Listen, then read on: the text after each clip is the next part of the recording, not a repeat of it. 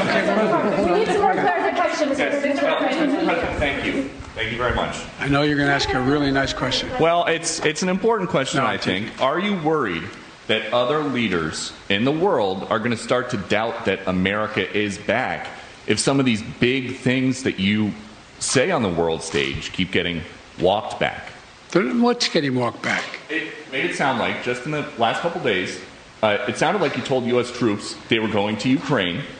It sounded like you said it was possible the U.S. would use a chemical weapon, and it sounded like you were calling for regime change in Russia, and we know... None of the three occurred. None of the three occurred? None of the three. Mr. President? You interpret the language that way. I was talking to the troops.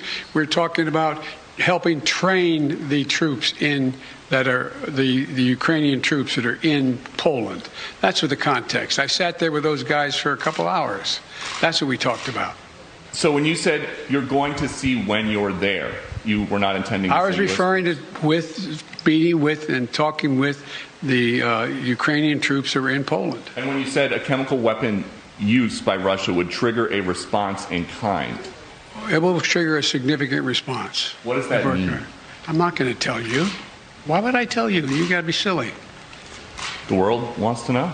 The world wants to know a lot of things. I'm not telling them what the response would be. Then Russia knows the response.